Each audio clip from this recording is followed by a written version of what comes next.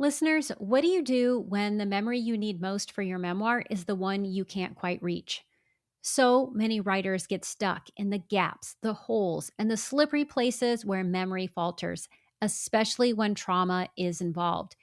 It's easy to let doubt keep you so stuck you stop writing. If you're questioning how to tell your story or whether you're allowed to tell it, today's episode is for you.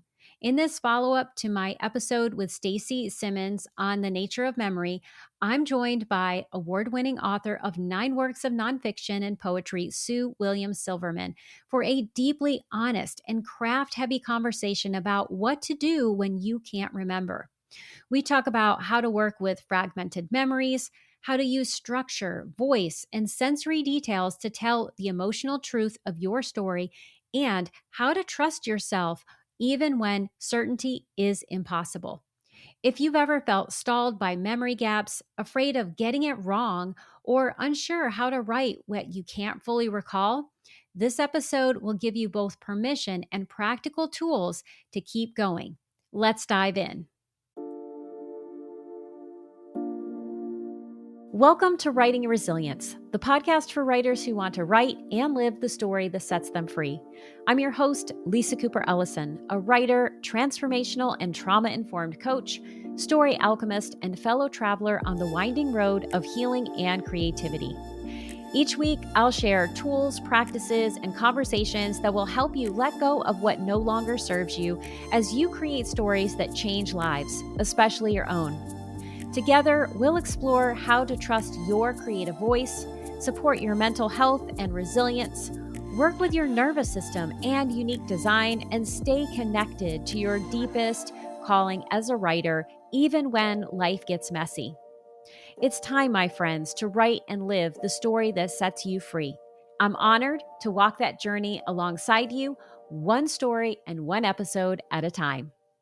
Well, hello, Sue. Welcome back to the podcast and happy 2026. I'm so happy that you are here today. Thank you. It is so nice to see you again. I mean, this is a great way to begin 2026, looking at your face and talking to you. So thank you. I feel exactly the same way. When I saw your name on my calendar, I was like, yes, it's Sue Day. I'm so excited. Well, I do feel the same way. So thank you for having me again. It's really an honor. Well, I'm really excited about the conversation that we're going to have about what I would say is the number one issue that writers talk about, which is what do you do when you don't remember something and you're writing a memoir? Like, how do you navigate that? We're going to dive into that deeply and we're going to talk about the nuance in relation to how you navigate this. But before we do that, most people in the writing community know who you are, but there may be some people who are new to the podcast. They've never heard of you and your many, many books that you've written. What would you like people to know about you today? Well, mainly that I do write creative nonfiction, and I started out writing 2 full-length memoirs, with a straight-through narrative. And my most recent book is Selected Misdemeanors, Essays at the Mercy of the Reader here. And this is a collection of flash pieces. And in between that, I've written also essay collection. So basically, my arc as a writer has been from long form memoir, say about 250 pages or so with a straight through narrative, to now writing just these flash pieces that still are thematically congruent, but just very short pieces. Also, I'm the program co-chair of the low residency MFA in writing program at Vermont College of Fine Arts. And I just want to say shout out to Selected Misdemeanors because it recently won an award. Well, it was long listed. Long listed. Yeah. I feel like it should win. Thank you. Yeah, it's the Penn Award for the Art of the Essay, and it's long listed with 9 other books, and we'll see what happens. I mean, I'm not kidding when I say this. I am so amazed that it got this far that I really am content if this is where it ends up, but we'll see. They'll be announcing the winner later this year. Well, my fingers, my toes, and I'm going to say my eyes are crossed, hoping that you are the winner because that is a huge deal. And yes, just to be longlisted is a big deal.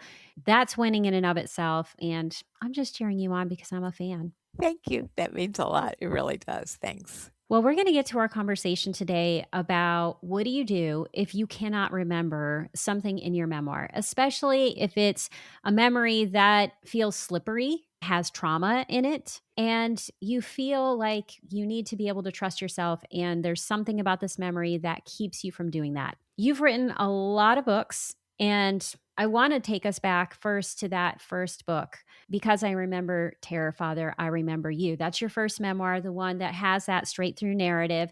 And the reason I want to talk about that book first is because, one, it's that straight through narrative, which so many people are trying to write. And also, it was the first, right? The place where you didn't know the rules, you didn't know how to do things. And I'm curious to know what your process was like and how you engaged with the memories that you had. So, like, did they come fully formed? Were you reaching for them? Did some come along the way? So, how did you navigate that process? Yeah, so when I did write it, I actually the only memoir I'd read before that was The Diary of Anne Frank, which, doesn't count because that's Anne Frank. And so I really didn't know what I was doing. But actually, I should hasten to add that I had spent 10 years writing fiction before I wrote this first memoir. Really bad fiction, these bad novels, but each of them, they were autobiographical. So I was sort of trying to tell my story. And I think at that point, I didn't have the courage to just kind of claim this is my story. So I tried it as fiction for about 10 years. And then really it was my therapist who said, Sue, why don't you try writing your story as memoir? And initially I thought, I don't have anything to say about myself. And he convinced me to try, and I did. And honestly, I wrote the first draft of the book in 3 months. So in fact, I did have something to say about myself. So and I didn't know really what I was doing, but I just kinda went on energy. I just sort of followed my energy, and I just started writing, and the writing process is so different from the thinking process. If I had just stayed in my head thinking, "Okay, did it happen this way? Did it happen that way? What happened? I don't remember."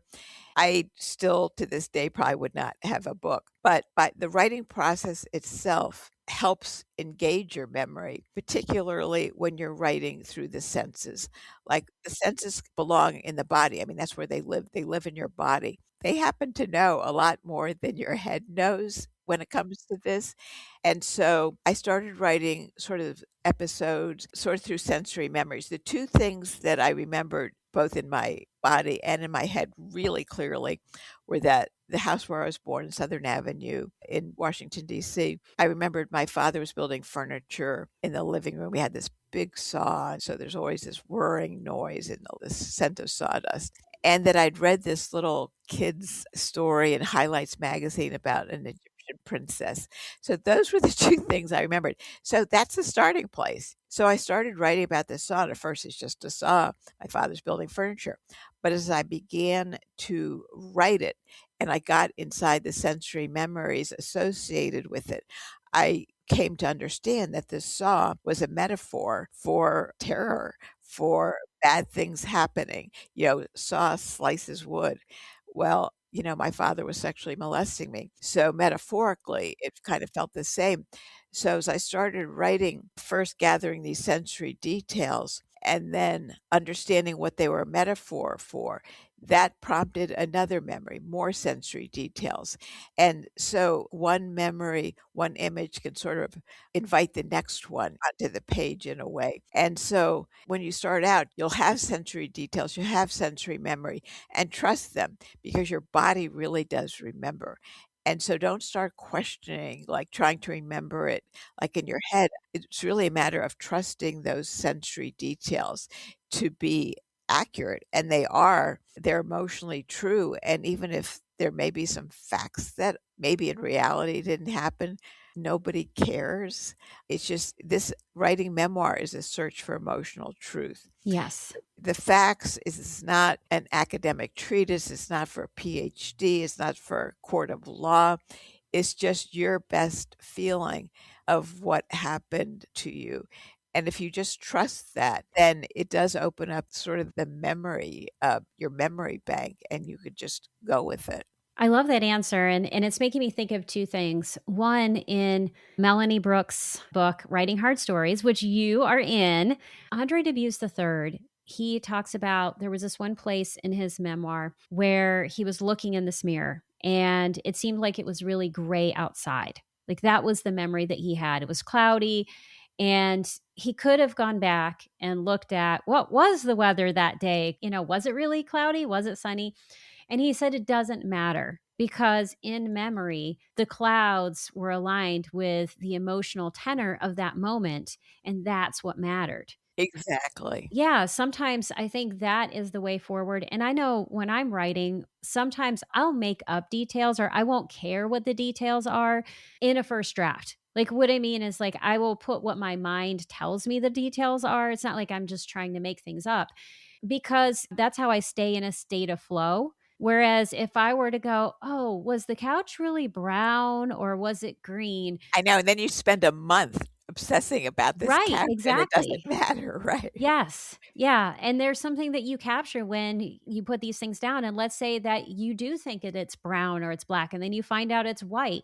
You can be really curious about why is it brown in my memory? What does this tell me about my emotional state or the emotional state of what was happening in that scene or something else that is important to the story that I'm telling? Exactly, because the way you remember it as a reader, and I'm reading your book, what you think it is, what you feel it is much more important than what it actually is, because it's the adult us now, we're actually doing the writing.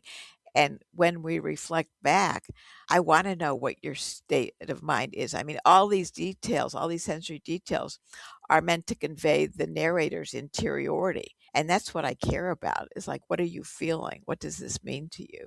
Yeah. So step one is just write. And don't Yes. worry about whether or not it's true because you can do some fact checking later on If you need to. if you need to. Exactly. And the reality is, so much of what we write gets cut. And so it's why line editing is not important in the first draft. Yes. Yes, very You're going to good waste so point. much time. Yeah. Yeah. So first we want to write. I am curious. And I feel like this is really personal to me because one of the things I'm writing about in the project I'm working on is what I'm going to call a reconstituted memory. I'm using Stacy Simmons terminology. I recently had a conversation with her and she was on the podcast in the fall and she wrote The Queen's Path, which is a book about female sovereignty. And so when we were talking about reconstituted memories, or what some people might call recovered memories, there are things that we are going after when we are writing that we may not fully remember, no matter how much we try. And it feels like there's a hole in the book. And so we have to figure out what we're going to do with that so that we can keep writing and we can trust our stories.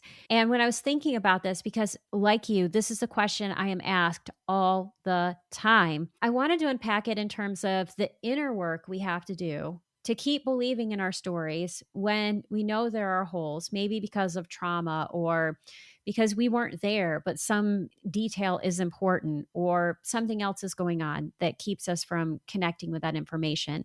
So, what's that inner work we have to do to keep believing in our story? And then we're going to talk about what do you do on the page.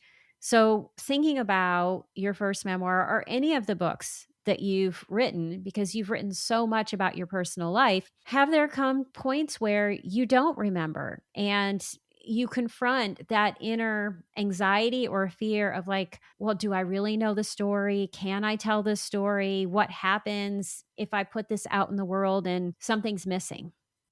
Listeners, have you finished a first draft of your memoir but aren't sure what comes next? What if the secret to making your story resonate with readers isn't more pages, but instead a clearer question at the heart of your book? On February 25th, I'm teaching a live online class with Jane Friedman called Identify Your Memoir's Essential Question. In 90 minutes, you'll learn how the right essential question can shape your story, give your book purpose, and help you decide what truly belongs on the page and what doesn't. Whether you're stuck in the messy middle or polishing for submission, this class gives you a repeatable process to revise more confidently and start seeing your memoir through a fresh lens. Join me, Lisa Cooper Ellison, on February 25th at 1 o'clock p.m. Eastern Time to unlock your memoir's central question. Register today by going to janefriedman.com. That is a really good question, and I still trust the process in terms of finding a different kind of structure for that piece. So, in other words, like if I don't have, say, a straight through narrative because they're missing pieces, they're holes, and so I don't have a straight through narrative, then I consider a different structure. For example, I have an essay called The Girl Summer Vacation, Some Questions. So in reality, there's this vacation that my mom, my sister, and I had in Los Angeles. I know that vacation was really significant, but I can't remember why. I'm really not sure, except my father wasn't there. Maybe my parents were thinking about divorce, but I'm not sure. And there's nobody to ask, and I wouldn't trust their memories any more than I would trust mine.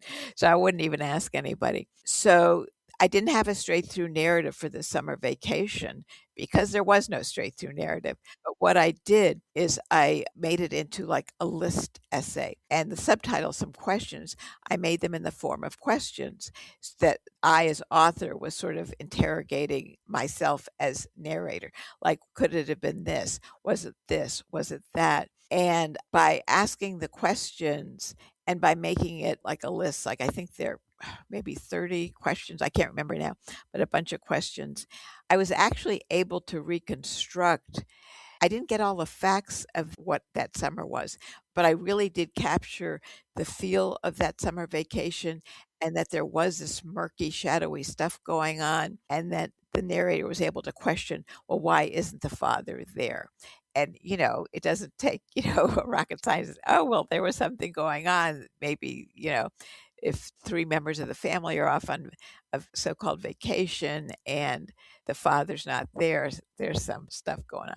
So by asking questions, I really do feel good about the essay in that it conveyed exactly what I wanted to convey without having like, oh, flew into California and then this happened, then that happened. I didn't need that at all to make this essay feel complete. So a good thing to do is think about both a kind of fragmented structure or speculation, like the if thing. If that happened, then could this have been true?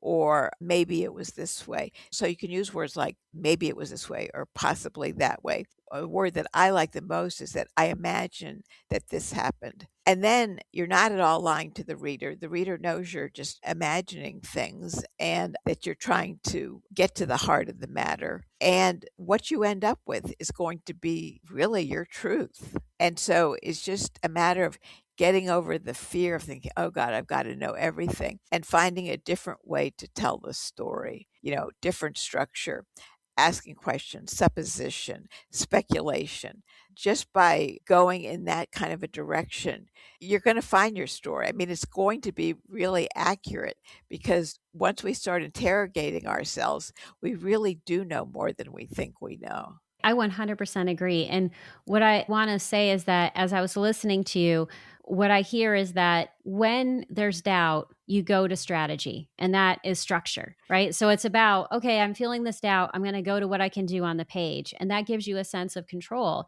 And I remember reading that essay, which I believe is in Acetylene Torch Songs. It is. So if people want to read that, that is a great place to read it. And also, that is an excellent craft book. So I highly recommend it. Thank you. Because what I love about it is you don't just share that essay, you unpack that essay, right? You help us Yeah. understand what you did.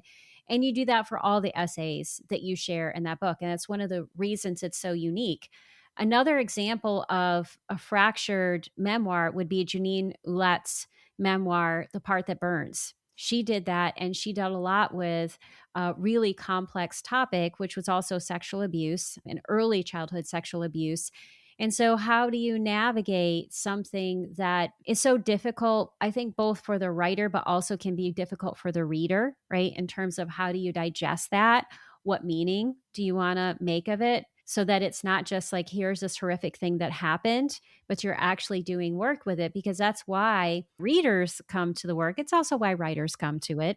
But that's another great example. And in terms of that speculation piece you're talking about, Sharon Harrigan, she does that really well in her memoir, Playing with Dynamite. She was one of my mentors, so I know about her book, which is really well done. And she makes it really clear. And it's important for her to be able to do speculation in her memoir because she's writing about her father who died when she was 7 years old. So there's a lot that not just that she doesn't remember, but also that she wasn't present for that was important to the story. And she didn't want to Yeah. just have it be reportage.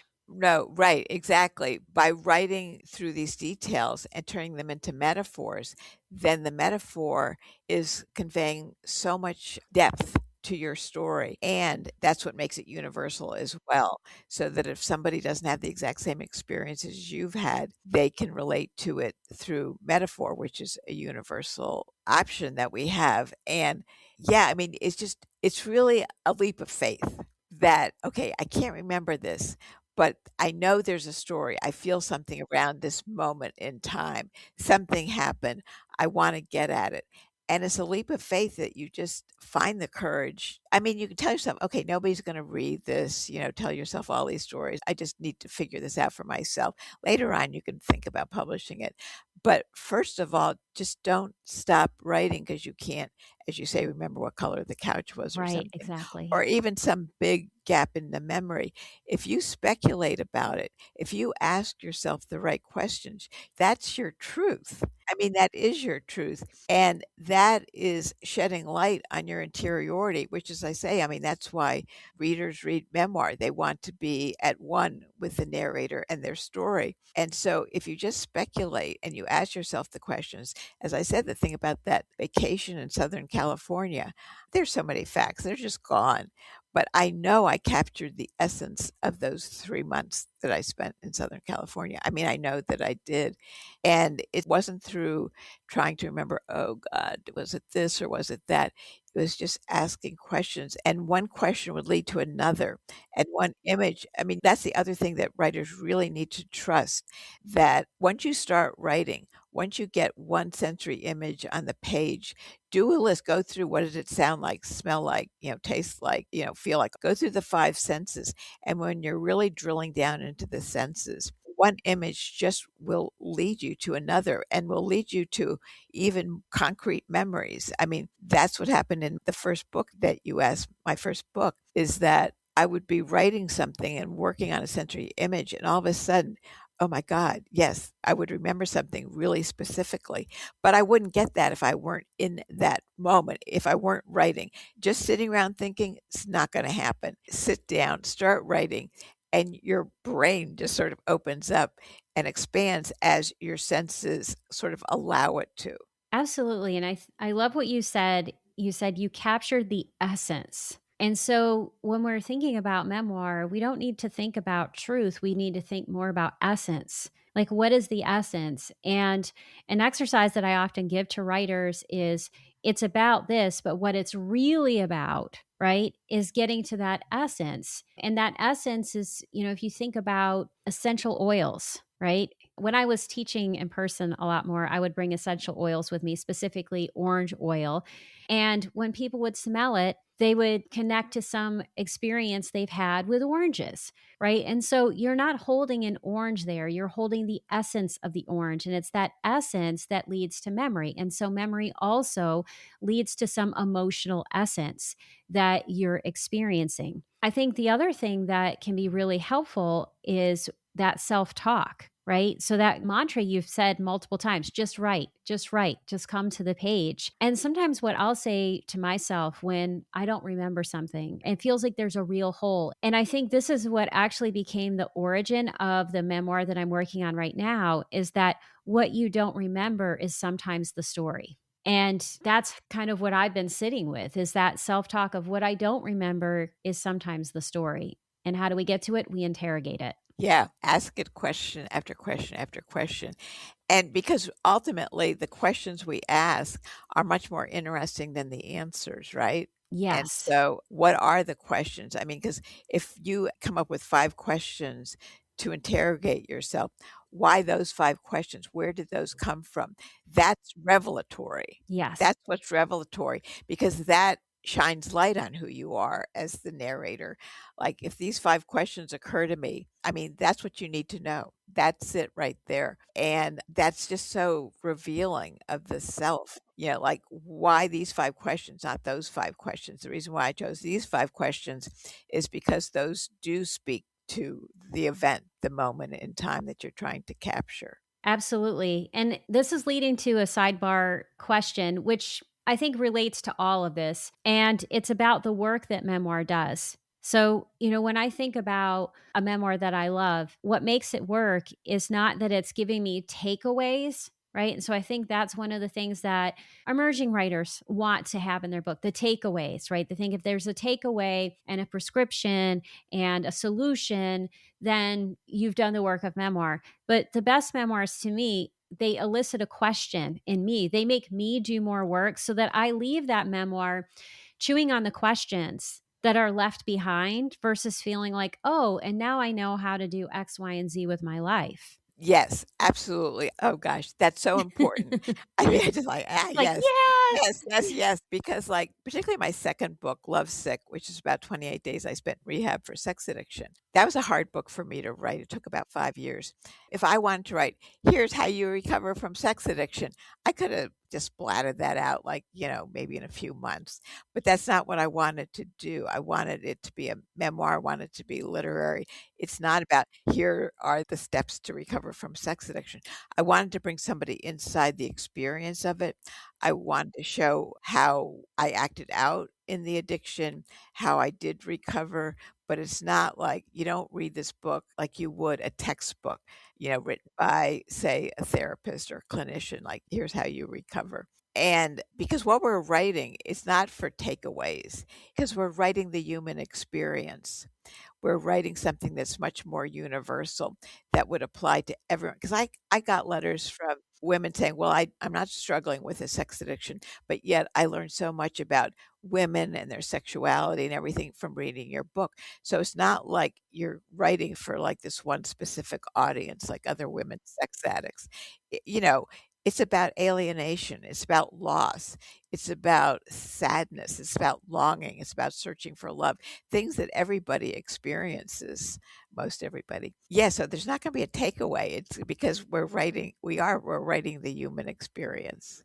And a way that I like to think about it is that we're sharing our experience, strength, and hope, to kind of quote from 12-step programs.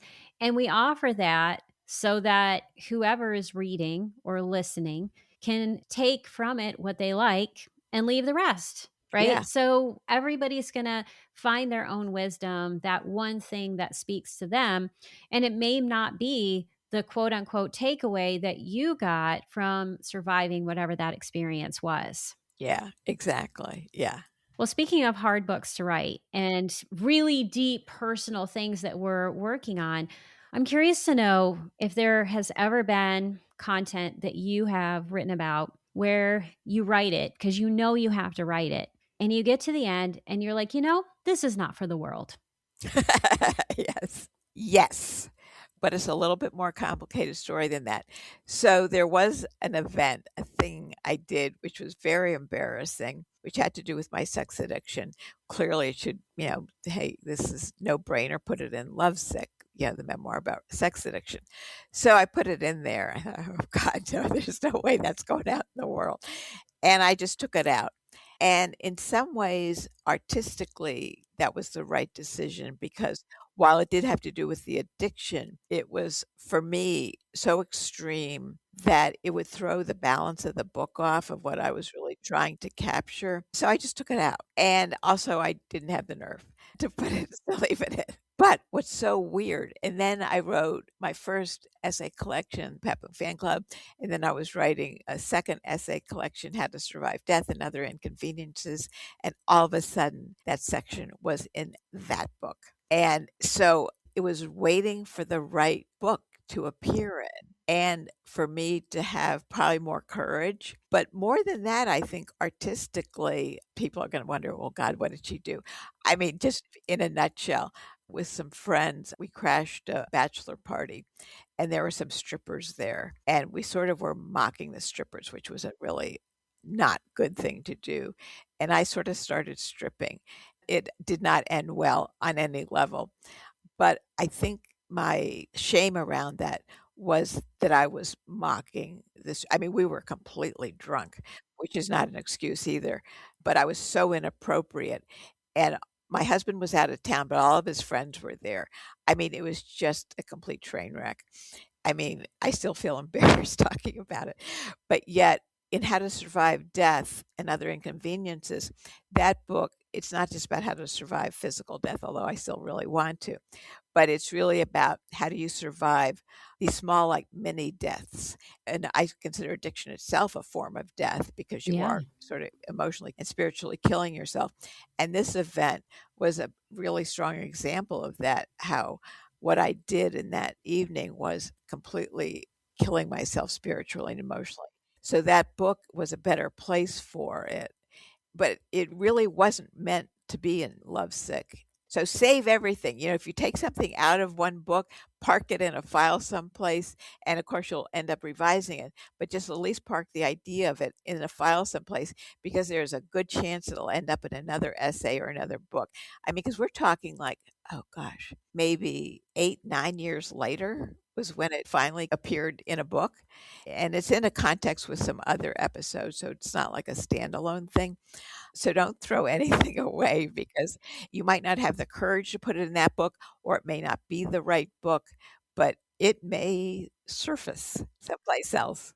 Yeah, I love that there are 2 lenses that you talk about here. So there's the lens of readiness, right? Because so many times we don't wanna put certain things in our work because of shame or fear of someone else's reaction, and those are emotions to respect, right? We don't have to override them because that could be really important to our lives, and it may also be a signal that this isn't the right project, right? So there's that emotional piece about whatever experience you're having related to the content, and then that inner knowing. Like, if you keep having resistance about this piece, no matter what someone else says, trust that it's really important for you to honor what doesn't belong in something, because as you said, there's your readiness and the rightness of a project, and sometimes it's not going to be the right project. Yeah, exactly. So just but hold on to it. And even like with the first book about growing up in my incestuous family, I could have actually written Lovesick, put those into one book because obviously the sex addiction occurred because my father sexually molested me. But the voices were different. I mean, they clearly had to be two separate books. So, trusting your gut, trusting the process, trusting the timing, because sometimes things take a while. And I would just say, myself personally, I can be impatient, and I know lots and lots of writers who can also be impatient. And once your work is out there, especially if it's personal in nature, you can't take it back. So, giving yourself the time to get it right is so important. It really is, and by saying that too, it's just important to remember that we all have more than one book, more than one essay, more than one memoir, so don't, like, try to cram your whole life into one book. I mean, think of your life more thematically, which is another way to help with memory, by the way, because when you think of your life thematically, and then you're gonna focus on just these memories for this one book, and then those memories for another book, then it's also easier to access memory because you're not thinking about your whole life, which is just like, "Oh my gosh, I have to remember my whole life." That's not gonna happen. Take that pressure off yourself and think about your life thematically, and that narrows the number of memories that you need for any given essay or any given book. Honestly, that will help sort of recover or reclaim your memories a lot. Yeah, just having that space to allow for multiple books, multiple ways of working through your projects, it creates that relaxation. And it's from that relaxed state that we do remember things, right? When we're trying to force ourselves to remember, we close things off. And Yeah. that's where we feel stuck. I know. Another thing that helps with memory is voice. Each of my books really has a different voice in a way. Like writers, we don't get just one voice. You have to find the voice for the content. And sometimes I've been stuck or blocked and think I don't remember that. But it's really been that the voice was wrong. This is not the voice that wants to tell this story. And then I just keep playing around, trying different sounds, different language, different words. And then once I hit with the right voice, then that also helps open the memory banks. All of these craft issues, I think they all kind of speak to memory in a way, because if they're all like hitting on the right cylinders at the same time, then that also just helps with your memory because you can hear the voice of that moment. Yeah, the sensory details I think come first, and I think those help a lot. Then that ties in with structure and then voice. And if you have like your sensory details working for you, you've got the right structure, you have the right voice, that will spur on your memory. I love that. That is such a great way to wrap up what it is that we're doing. I have one last question I'm going to ask you, which is not on the list of questions that I sent to you, as is often my case.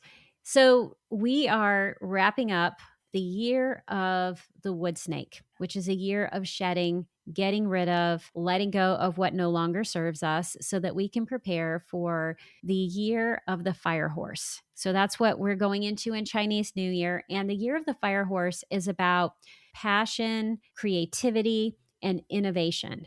And so, I'm just going to ask you this last question. What is one way that writers can give themselves permission to be innovative? Or is there something that you want them to try to innovate in their own work as they enter this year of the fire horse? To really put aside your worries and your fears about what people will think of you. It blocks your memory, but it also blocks just your initiative to sit down right in the first place. I mean, so many people say, "Oh God, but what's my mother going to think? Or what's my sister going to think? Or what's the New York Times, book review editor going to think? Or what's my next door?" I mean, fear is what stops us. It'll block your memory. It blocks everything. And so when you sit down to write, first and foremost, write for yourself. For me, like I have to explore this, whatever it is, for myself because I have to know what it meant. I have to understand what the metaphor of it is. I want to know how that happened and why it happened. So I just think of myself as sort of like a private detective. I'm on a search for my life and trying to figure it out. So I do write first and foremost for myself. And that takes a lot of pressure off worrying about what people are gonna think of me. I mean, in fact, so I wrote about crashing that bachelor party and doing a quasi striptease. Nobody's even mentioned it to me. Like, I worried about it for like 8 years, right? And nobody even mentioned it. So just stay within yourself for the first 20 drafts. After that, you can start thinking about the outside world and publishing it. But first, just have the courage to stay within yourself and start writing and believing, well, I have to write this for myself. If you don't understand your life, that's so sad. And if you don't write your story, nobody else is going to write it. So, first and foremost, write for yourself, knowing that you have to figure things out. And then as you go through that process and draft after draft, you'll feel more comfortable with the material. And then you can think about the outside world, but do not think about it now or when you're beginning. Just don't. And then you'll have that as a fire horse. Yes. Yes, you'll be this really strong fire horse blazing into the world with your finished manuscript. Well, I don't think I can add anything to that. That is a beautiful way for us to wrap up today. Thank you so much for being here today, Sue, and for sharing your wisdom with us. I'm so grateful. Thank you so much. I just love talking to you, really. So it's just been an honor. The feeling is mutual. Thank you.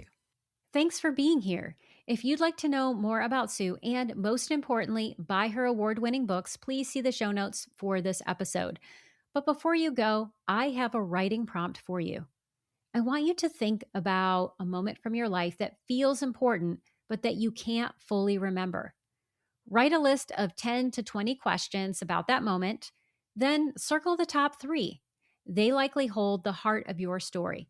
Try it and then text the show if you're on Apple Podcast or Spotify, or leave a comment on YouTube with your thoughts on this exercise. I would love to know how it went. And speaking of your feedback on the podcast, I'd like to give a quick shout out to Krista Hillhouse and YouBabble for sharing how much you loved my episode on memory with Stacey Simmons. It was so great to hear from you. And listeners, if you haven't reached out to the show, I would love to hear from you too. That's it for today's episode. Thank you so much for listening. I couldn't do this podcast without your support. If you love this episode, here are 3 simple ways that you can keep this show thriving. 1, subscribe to the show on Apple Podcasts, Spotify, YouTube, or your favorite podcast platform so you never miss an episode. 2, leave a 5-star review so others can find the show. 3, join my engaged dynamic community by signing up for the Writing Your Resilience newsletter.